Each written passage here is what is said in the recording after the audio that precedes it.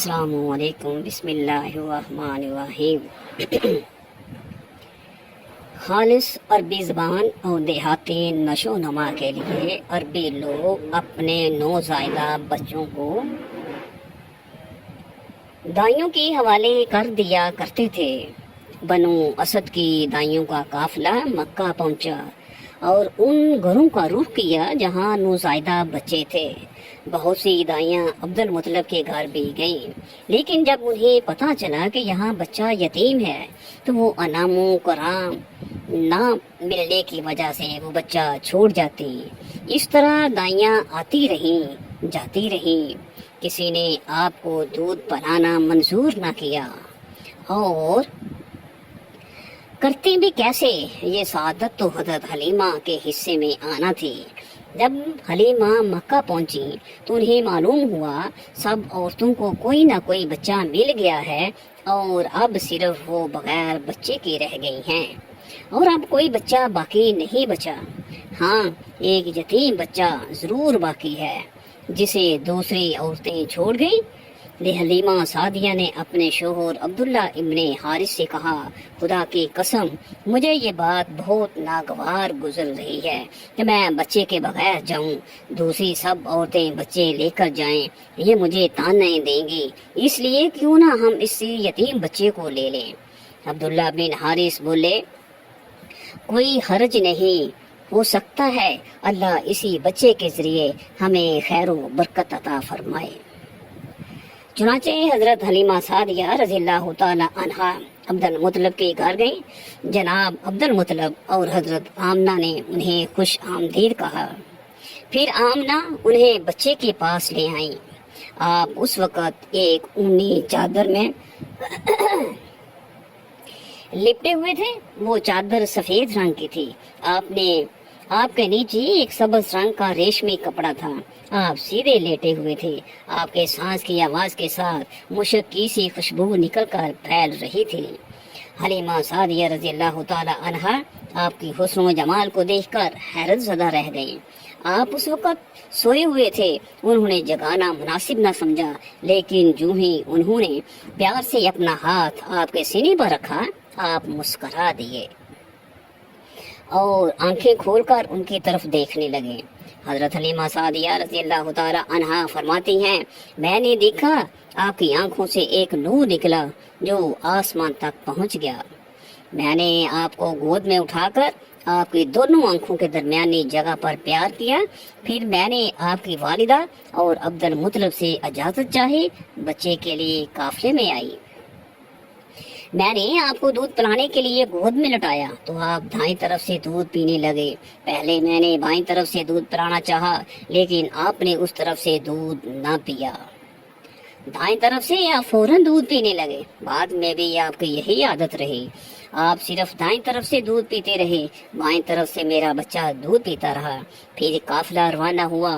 حلیمہ سعدیہ رضی اللہ تعالی عنہا فرماتی ہیں کہ میں اپنے کھچر پر سوار ہوئی، آپ کو ساتھ لے لیا۔ اب جو ہمارا کھچر چلا تو اس قدر تیز چلا کہ اس نے پورے قافلے کی سواریوں کو پیچھے چھوڑ دیا۔ پہلے وہ غریر ہونے کی بنا پر سب سے پیچھے رہتا تھا۔ میری خواتین ساتھی حیرانگی سے مخاطب ہوئیں، اے حلیمہ، یہ آج کیا ہو رہا ہے؟ تمہارا خچر اس قدر تیز کیسے چل رہا ہے؟ کیا یہ وہی خچر ہے جس پر تم آئی تھی، اور جس کے لیے ایک ایک قدم اٹھانا مشکل تھا؟ جواب میں نے ان سے کہا، بے شک یہ وہی خچر ہے، اللہ کی قسم اس کا معاملہ عجیب ہے۔ پھر یہ لوگ بنو سعد کی بستی پہنچ گئے۔ ان دنوں یہ علاقہ خشک اور قحط زدہ تھا۔ حلیمہ سعدیہ رضی اللہ تعالی عنہا فرماتی ہیں، اس شام جب ہماری بکریاں چر کر واپس آئیں تو ان کے تھن دودھ سے بھرے تھے، جبکہ اسے پہلے ایسا نہیں ہوتا تھا۔ ان میں سے دودھ بہت کم اور بہت مشکل سے نکلتا تھا۔ ہم نے اس دن اپنی بکریوں کا دودھ ہوا تو ہمارے سارے برتن بھر گئے، اور ہم نے جان لیا کہ یہ ساری برکت اس بچے کی وجہ سے ہے۔ آس پاس کی عورتوں میں بھی یہ بات پھیل گئی۔ ان کی بکریاں بدستور بہت کم دودھ دے رہی تھیں، غرض ہمارے گھر میں ہر طرف ہر چیز میں برکت نظر آنے لگی۔ دوسرے لوگ توجب میں رہے۔ اس طرح 2 ماہ گزر گئے۔ اس دوران آپ کی بہت سی برکات دیکھنے میں آئیں۔ حلیمہ سعدیہ فرماتی ہیں جب میں آپ کو اپنے گھر لے آئی تو بنو سعد کا کوئی گھرانہ ایسا نہ تھا جسے مشک کی خوشبو نہ آتی ہو۔ اس طرح سب لوگ آپ سے محبت کرنے لگے۔ جب ہم نے آپ کا دودھ چھڑایا تو آپ کی زبان مبارک سے یہ الفاظ نکلے، اللہ اکبر، اللہ تعالیٰ بہت بڑا ہے، اللہ تعالیٰ کے لیے بہت تعریف ہے اور اس کے لیے صبح و شام پاکی ہے۔ پھر جب آپ صلی اللہ علیہ وسلم 2 سال کے ہو گئے تو ہم آپ کو لے کر آپ کی والدہ کے پاس آئے۔ اس عمر کو پہنچنے کے بعد بچوں کو ماں باپ کے حوالے کر دیا جاتا تھا۔ ادھر ہم آپ کی برکات دیکھ چکے تھے اور ہماری آرزو تھی کہ ابھی آپ کچھ اور مدت ہمارے پاس رہیں۔ چنانچہ ہم نے اس بارے میں آپ کی والدہ سے بات کی، ان سے یوں کہا آپ ہمیں اجازت دیجیے کہ ہم بچے کو 1 سال اور اپنے پاس رکھیں۔ میں ڈرتی ہوں کہیں اس پر مکے کی بیماریوں اور آب و ہوا کا اثر نہ ہو جائے۔ جب ہم نے ان سے بار بار کہا تو حضرت آمنہ مان گئیں اور ہم آپ کو پھر اپنے گھر لے آئے۔ جب آپ کچھ بڑے ہو گئے تو باہر نکل کر بچوں کو دیکھتے تھے، وہ آپ کو کھیلتے نظر آتے، آپ ان کے نزدیک نہ جاتے۔ ایک روز آپ نے مجھ سے پوچھا، امی جان یہ کیا بات ہے، دن میں میرے بھائی بہن نظر نہیں آتے؟ آپ اپنے دودھ شریک بھائی عبداللہ اور بہنوں انیسا اور شیما کے بارے میں پوچھ رہے تھے۔ حلیمہ رضی اللہ تعالی عنہا فرماتی ہیں میں نے آپ کو بتایا وہ صبح سویرے بکریاں چرانے جاتے ہیں، شام کے بعد گھر آتے ہیں۔ یہ جان کر آپ نے فرمایا تب مجھے بھی ان کے ساتھ بھیج دیا کریں۔ اس کے بعد آپ اپنے بھائی بہنوں کے ساتھ جانے لگے، آپ خوش خوش جاتے اور واپس آتے۔ ایسے میں ایک دن میرے بچے خوف زدہ انداز میں دوڑتے ہوئے آئے اور گھبرا کر بولے، امی جان جلدی چلیے ورنہ بھائی محمد صلی اللہ علیہ وسلم ختم ہو جائیں گے۔ یہ سن کر ہمارے تو ہوش اڑ گئے، دوڑ کر وہاں پہنچے۔ ہم نے آپ کو دیکھا، آپ کھڑے ہوئے تھے، رنگ اڑا ہوا تھا، چہرے پر زردی چھائی ہوئی تھی، اور یہ اس لیے نہیں تھا کہ آپ کو سینہ چاک کیے جانے سے کوئی تکلیف ہوئی تھی، بلکہ ان فرشتوں کو دیکھ کر آپ کی حالت ہوئی تھی۔ حلیمہ سعدیہ رضی اللہ تعالی عنہا فرماتی ہیں ہم نے آپ سے پوچھا کیا ہوا تھا، آپ نے بتایا میرے پاس 2 آدمی آئے تھے، وہ سفید کپڑے پہنے ہوئے تھے، وہ دونوں حضرت جبرائیل اور حضرت میکائیل علیہ السلام تھے۔ ان دونوں میں سے ایک نے کہا کہ یہ وہی ہیں، دوسرے نے جواب دیا ہاں یہ وہی ہیں۔ پھر وہ دونوں میرے قریب آئے، مجھے پکڑا اور لٹا دیا۔ اس کے بعد انہوں نے میرا پیٹ چاک کیا اور اس میں سے کوئی چیز تلاش کرنے لگے۔ آخر انہیں وہ چیز مل گئی اور انہوں نے اسے باہر نکال کر پھینک دیا۔ میں نہیں جانتا وہ کیا چیز تھی۔ اس چیز کے بارے میں دوسری روایات میں یہ وضاحت ملتی ہے کہ وہ سیاہ رنگ کا ایک دانہ سا تھا۔ یہ انسان کے جسم میں شیطان کا گھر ہوتا ہے اور شیطان انسان کے بدن میں یہیں سے اثرات ڈالتا ہے۔ حلیمہ سعدیہ رضی اللہ تعالی عنہ فرماتی ہیں پھر ہم آپ کو گھر لے آئے۔ اس وقت وہ میرے شوہر عبداللہ بن حارث نے مجھ سے کہا حلیمہ مجھے ڈر ہے کہیں اس بچے کو کوئی نقصان نہ پہنچ جائے، اس لیے اسے اس کے گھر والوں کے پاس پہنچا دو۔ میں نے کہا ٹھیک ہے۔ پھر ہم آپ کو لے کر مکہ کی طرف روانہ ہوئے۔ جب میں مکہ کے بالائی علاقے میں پہنچی تو آپ اچانک غائب ہو گئے، میں حواس باختہ ہو گئی۔ حلیمہ سعدیہ فرماتی ہیں میں پریشانی کی حالت میں مکہ پہنچی۔ آپ کے دادا عبد المطلب کے پاس پہنچتے ہی میں نے کہا میں آج رات محمد کو لے کر آ رہی تھی۔ جب میں بالائی علاقے میں پہنچی تو وہ اچانک کہیں گم ہو گئے۔ اب خدا کی قسم میں نہیں جانتی وہ کہاں ہیں۔ عبد المطلب یہ سن کر فوراً کعبہ کے پاس کھڑے ہو گئے۔ انہوں نے آپ کے مل جانے کے لیے دعا کی، پھر آپ کی تلاش میں روانہ ہوئے۔ ان کے ساتھ ورقہ بن نوفل بھی تھے۔ गरज दोनों तलाश करते करते तहामा की वादी में पहुंचे। एक दरख्त के नीचे उन्हें एक लड़का खड़ा नजर आया। उस दरख्त की शाखें बहुत घनी थी। अब्दुल मुतलब ने पूछा, लड़के तुम कौन हो? हजूर सल्लल्लाहु अलैहि वसल्लम ने चूंकि उस वक्त तक कद निकाल चुके थे इसलिए अब्दुल मुतलब पहचान ना सके। आपका कद तेजी से बढ़ रहा था। जवाब में आपने फरमाया, मैं मोहम्मद बिन अब्दुल्ला बिन अब्दुल मुतलब हूँ। ये सुनकर अब्दुल मुतलब बोले, तुम पर मेरी जान कुर्बान, मैं ही तुम्हारा दादा अब्दुल मुतलब हूँ।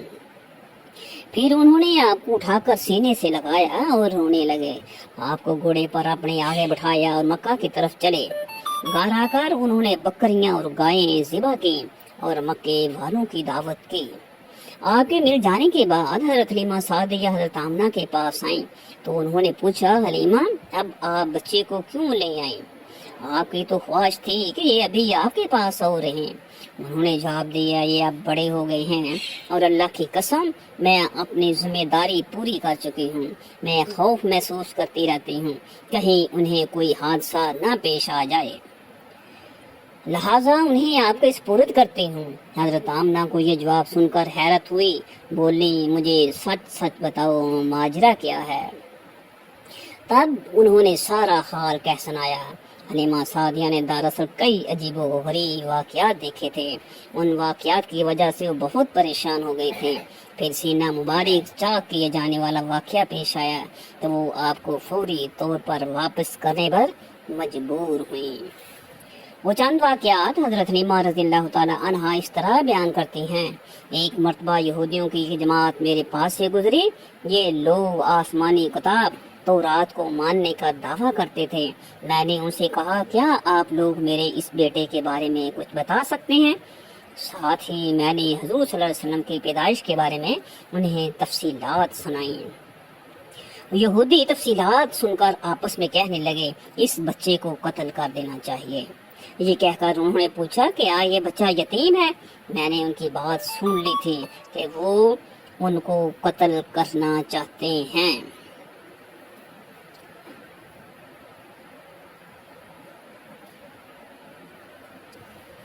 ये बात उन्होंने इसलिए कही कि उन्होंने पुरानी किताबों में पढ़ रखा था कि आखिरी नबी आने वाले हैं, उनका दीन सारे आलम में फैल जाएगा, हर तरफ उनका बोल बाला होगा, उनके पैदाइश और बचपन की ये अलामत होंगी और ये कि वो यतीम होंगे। अब चूंकि उनसे हलीमा सादिया ने ये कह दिया कि ये बच्चा यतीम नहीं है तो उन्होंने ख्याल कर लिया कि वो बच्चा नहीं है। इस तरह उन्होंने बच्चे को कत्ल करने का इरादा तर्क कर दिया। इसी तरह उनके साथ ये वाक़या पेश आया। एक मर्तबा वो आपको आकाश के मेले में ले आई। जाहलियत के दौर में यहाँ बहुत मशहूर मेला लगता था। ये मेला ताइफ और नखला के दरमियान में लगता था। अरब के लोग हज करने आते तो शवाल का महीना इस मेले में गुजारते, खेलते कूदते और अपनी बुराइयां बयान करते। हलीमा सादिया रज़ियल्लाहु ताला अन्हा आपको लिए बाजार में घूम रही थी कि एक कहान की नज़र आप पर पड़ी। उसे आप में नबुव्वत के तमाम अलामात नजर आ गए। उसने पुकार कर कहा, लोगों इस बच्चे को मार डालो। हलीमा उस कहान की बात सुनकर घबरा गई और जल्दी से वहाँ से सिरक गई। इस तरह अल्लाह ताला ने हुज़ूर सल्लल्लाहु अलैहि वसल्लम की हिफाजत फरमाई। मेले में मौजूद लोगों ने कहान की आवाज़ सुनकर इधर उधर देखा कि किस बच्चे को कत्ल करने के लिए कहा गया है, मगर उन्हें वहाँ कोई बच्चा नजर नहीं आया। अब लोगों ने कहान से पूछा, क्या बात है, आप किस बच्चे को मार डालने के लिए कह रहे हैं? उसने उन लोगों को बताया, मैंने अभी एक लड़के को देखा है, माबूदों की कसम वो तुम्हारे दीन के मानने वालों को कत्ल करेगा, तुम्हारे बुतों को तोड़ेगा और वो तुम सब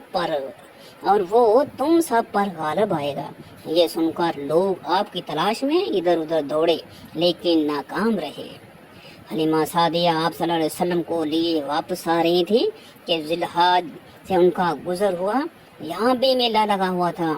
उस बाजार में एक नजूमी था। लोग उसके पास अपने बच्चों को लेकर आते थे कि वो बच्चों को देखकर उनकी किस्मत के बारे में अंदाजे लगाता था। हलीमा सादिया उसके नज़दीक से गुजरी तो नजूमी की नज़र हुज़ूर सल्लल्लाहु अलैहि वसल्लम पर पड़ी नजूमी को आप सल्लल्लाहु अलैहि वसल्लम की मोहरे नबूवत नजर आ गई। साथ ही आप सल्लल्लाहु अलैहि वसल्लम की आंखों की खास सुर्खी उसने देख ली। वो चिल्ला उठा, ऐ अरब के लोगों, इस लड़के को कत्ल कर दो, ये यकीनन तुम्हारे दीन के मानने वालों को कत्ल करेगा, तुम्हारे बुतों को तोड़ेगा और तुम पर गालिब आ जाएगा। ये कहते हुए वो आपकी तरफ झपटा, लेकिन उसी वक्त वो पागल हो गया और इसी पागलपन में मर गया। एक और वाकया सीरत इब्ने हशाम में है कि हबशा के ईसाइयों की एक जमात हजूर सल्लल्लाहु अलैहि वसल्लम के पास से गुजरी। उस वक़्त आप सल्लल्लाहु अलैहि वसल्लम हलीमा सादिया के साथ थे और वो आपको आपकी वालदा के हवाले करने जा रहे थे। उन ईसाइयों ने आप सल्लल्लाहु अलैहि वसल्लम के मूंडों के दरमियान मोहरे नबुव्वत को देखा और आप सल्लल्लाहु अलैहि वसल्लम की आंखों की सुर्खी को भी देखा। उन्होंने हलीमा सादिया से पूछा, क्या इस बच्चे की आंखों में कोई तकलीफ है? उन्होंने जवाब में कहा, नहीं, कोई तकलीफ नहीं, ये सुर्खी तो उनकी आंखों में कुदरती है। उन ईसाइयों ने कहा, तब इस बच्चे को हमारे हवाले कर दो, हम इसे अपने मुल्क ले जाएंगे। ये बच्चा पैगंबर और बड़ी शान वाला है, हम उसके बारे में सब कुछ जानते हैं। हलीमा सादिया ये सुनते ही वहाँ से जल्दी से दूर चले गई, यहाँ तक कि आप सल्लल्लाहु अलैहि वसल्लम को आप सल्लल्लाहु अलैहि वसल्लम की वालिदा के पास पहुँचा दिया। उन वाक़यात में जो सबसे अहम वाक़या है वो सीना मुबारक चाक करने वाला था। रवायात से यह बात साबित है कि आप सल्लल्लाहु अलैहि वसल्लम के सीना मुबारक पर सलाई के निशानात मौजूद थे, जैसा कि आजकल डॉक्टर हजरात ऑपरेशन के बाद टांके लगाते हैं। टांके खोल दिए जाने के बाद भी सलाई के निशानात मौजूद रहते हैं। इस वाक़े के बाद हलीमा सादिया और उनके खामद ने फैसला किया कि अब बच्चे को अपने पास नहीं रखना चाहिए। जब हजरत हलीमा सादिया ने आप सल्लल्लाहु अलैहि वसल्लम को हजरत आमना के हवाले किया, उस वक़्त आप सल्लल्लाहु अलैहि वसल्लम की उम्र 4 साल की थी। एक रवायत ये मिलती है कि उस वक़्त उमर शरीफ 5 साल की थी। जब हलीमा सादिया ने आप सल्लल्लाहु अलैहि वसल्लम को हजरत आमना के हवाले किया तो उसके कुछ दिनों बाद हजरत आमना इंतकाल कर गईं। वमा अलैना इल्लल बलागुल मुबीन। कि अल्लाह ताला मुझे और इस वीडियो के सुनने वाले को अल्लाह ताला के हुक्म और हुजूर सल्लल्लाहु अलैहि वसल्लम की सुन्नत के मुताबिक चलने की तौफीक अता फरमाए। आमीन सुम्मा आमीन।